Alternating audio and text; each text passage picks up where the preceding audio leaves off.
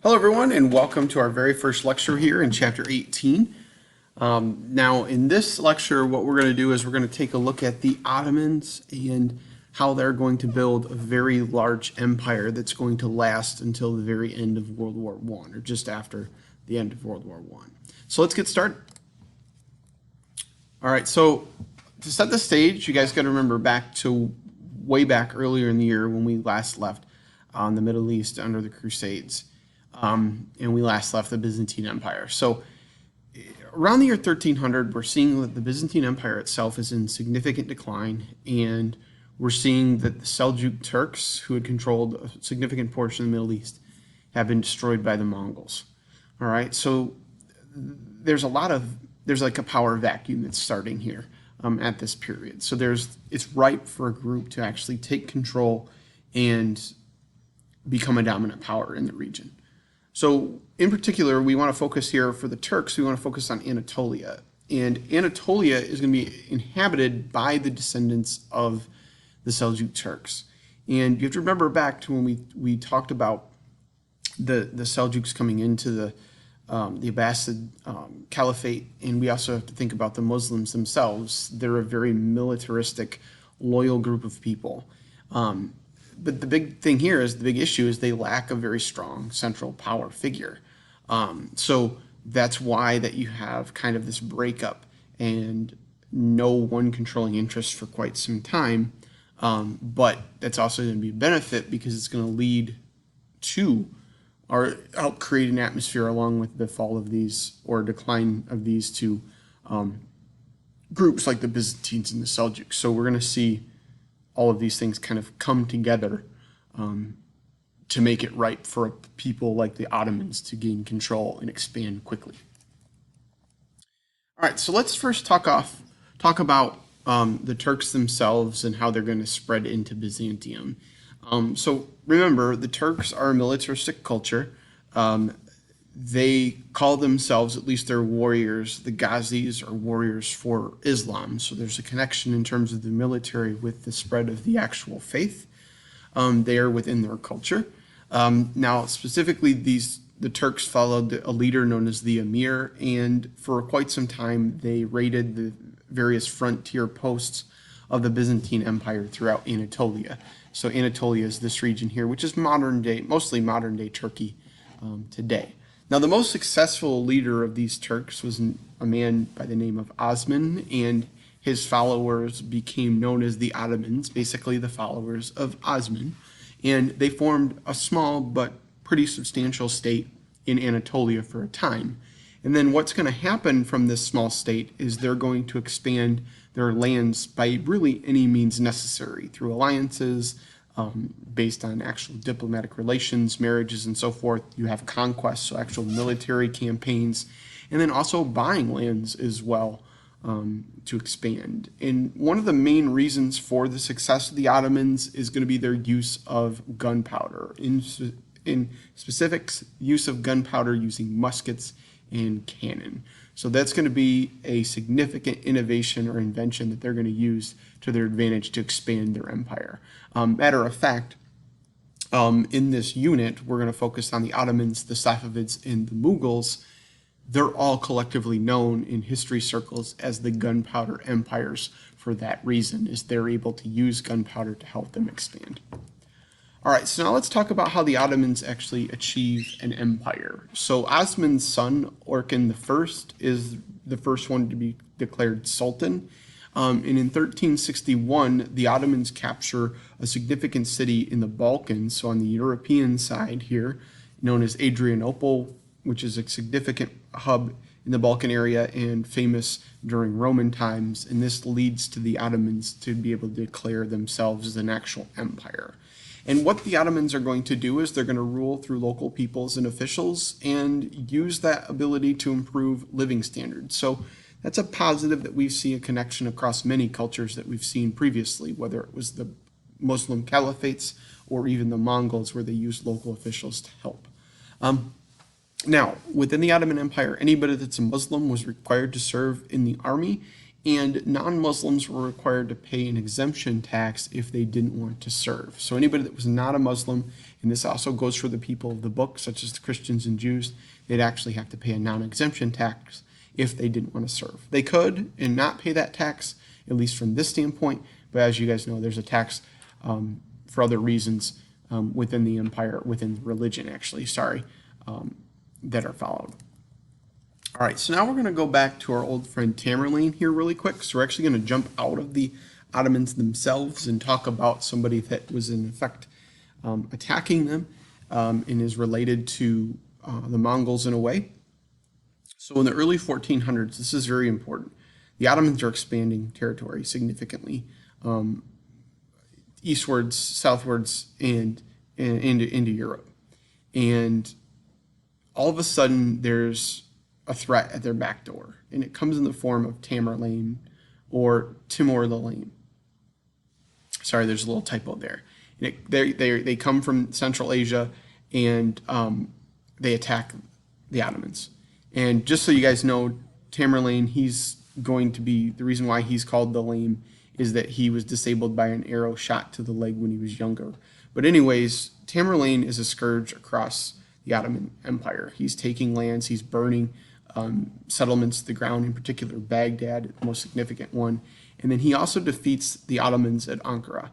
Now, this is important for two reasons. One is Ankara is a significant stronghold for the Ottomans, and two, it's going to delay the ending of the Byzantine Empire right at a time when the Ottomans look like they're poised to take the city of Constantinople.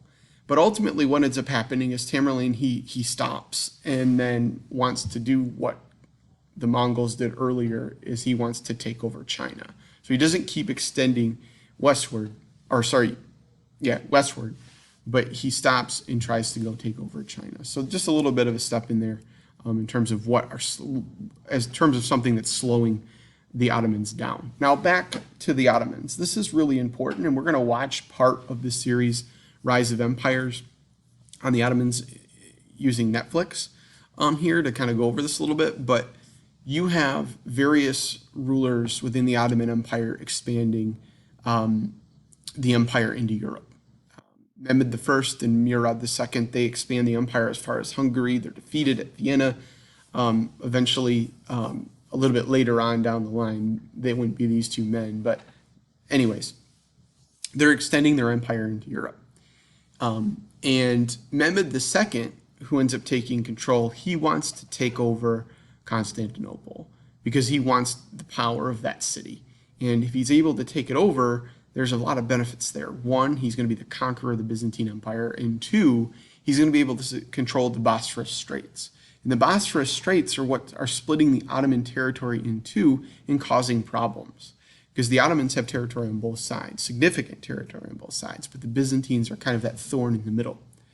Now in 1453, Mehmed II is able to attack the city with cannons and lay siege to the city. He even is able to drag ships over land to attack from the sea and take out kind of some of the defenses that the Byzantines had that are keeping them going.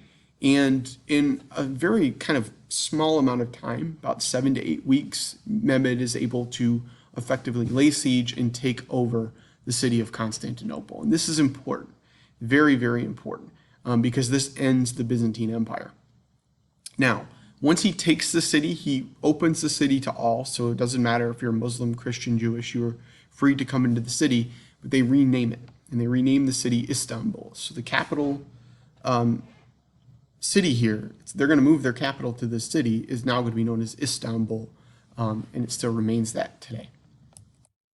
All right, so here's what you guys can see. So this map can kind of help you understand just how the Byzantine Empire was actually a thorn in the side of the Ottomans themselves. The Ottomans are controlling here land in Anatolia, as well as in the Balkans here.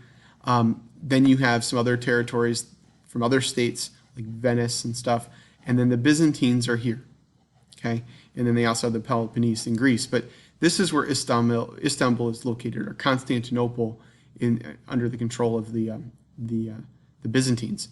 So by the Byzantines controlling this, they control a movement anywhere here from the Black Sea to the Sea of Marmara and the Bosphorus Straits. And that's a significant hindrance in the thorn of the Ottoman Empire. And with the Ottomans taking the city in 1453, it not only ends, like I said, the Byzantine Empire, it allows them to actually have full control of trade and movement in this area. All right, here you guys can see a painting of the Ottoman forces coming up to the city gates of Constantinople.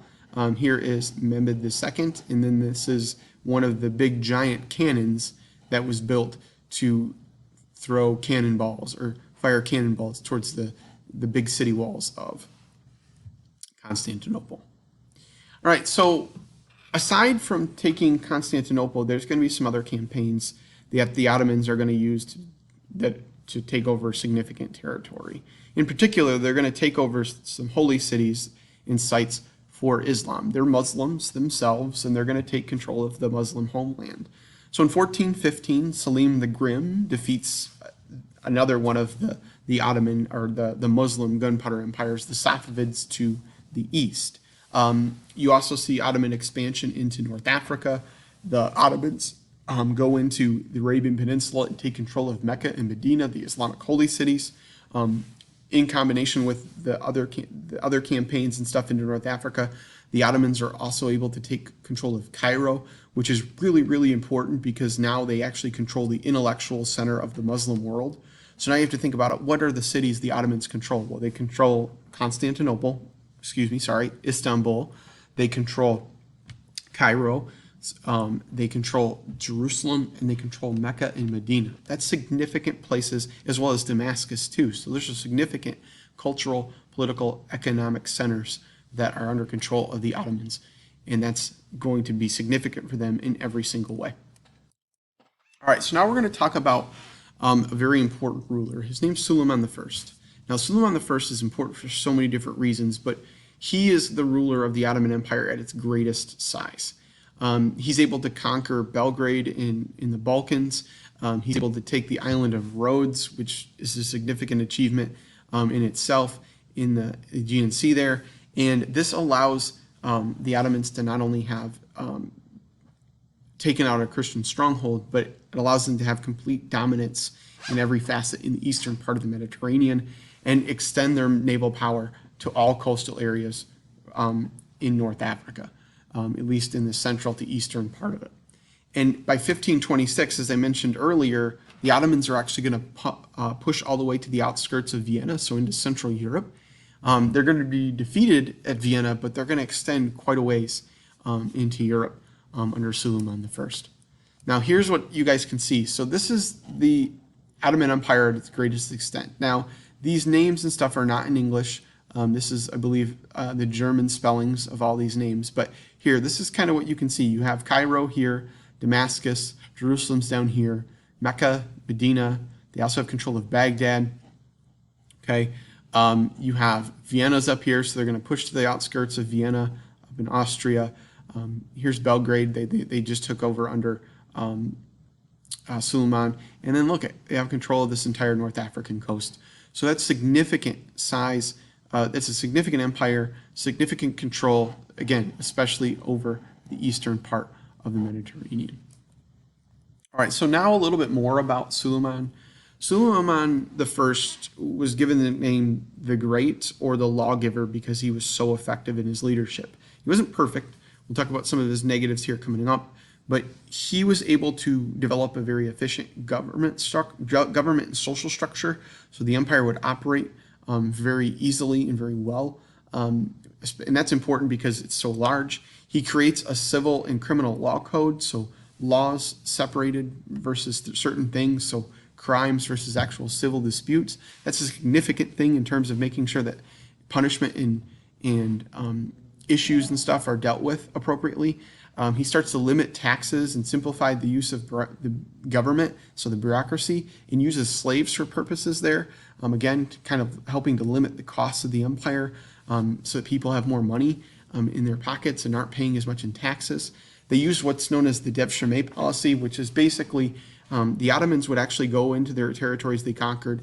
They would take Christian boys, some forcefully, a lot by volunteer, and they would educate these Christian boys in the faith of Islam, and they would convert them and train them as soldiers from very, very young, and they turned these boys into elite and loyal soldiers to the actual Ottoman Emperor, and these are known as Janissaries. And you can see examples of Janissaries here in this picture.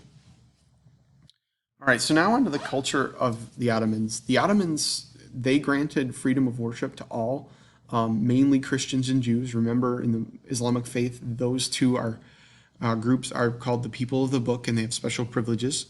You see a division of the communities throughout the empire into millets, so that basically these are individual nations or groups that were treated as such and had their own identity, which helped kind of people operate and keep their traditions together. And then Suleiman I, he pushed for cultural achievements. He kind of focused on the idea that of what Muhammad focused on, is that education was very important within the Islamic faith and culture. And he pushed education. He pushed architecture and design. And you can see things like that here, like in the Mosque of Suleiman, which you have here on the screen, which looks very similar to the Hagia Sophia. Again, it's pushing those cultural achievements. And this is something where we don't talk about a ton in this class, and you don't see a lot in history, but we talk about the Renaissance in history mostly as a European thing. In reality, it was more of an older world thing. Asia was going through a Renaissance period at this time as well, and actually before. One of the reasons why the Renaissance sparks across Europe when it does is because there was a Renaissance in the Middle East, and the Ottomans have a lot to do with that. All right, now the Ottomans are going to suffer from a very slow decline. So after Suleiman I dies in the mid to late 1500s, you're going to have like almost 350 to 400 year slow decline. So there's going to be gains, and then eventually the empire will lose land. Suleiman is one of the reasons for this. Even though he's a great leader, he ends up killing one of his sons. He exiles another because he's afraid of that threat. So that leads to the inheritance of the emperorship by Selim II, who's a very incompetent ruler. And unfortunately, what happens, not just with Selim II and others, is that practice that Suleiman starts of killing one son or exiling one continues, not with all subsequent Ottoman emperors, but a good number of them, to the point that you start getting corrupt and weak leadership from the sultans that lead the empire in the years and centuries that follow. And that'll lead to some certain issues and problems later on, to where eventually they'll be known as the sick man of Europe in the mid to late 1800s, up until they fight in World War I and lose after they side with the Central Powers, and the empire is ended. Whether you want to use it in 1918, 1919, or 1922, the empire is not going to survive World War I. All right, guys, that's all I got for you here with our first section on the gunpowder empires. I'll see you guys in the next one when we talk about the Safavids. Have a good one.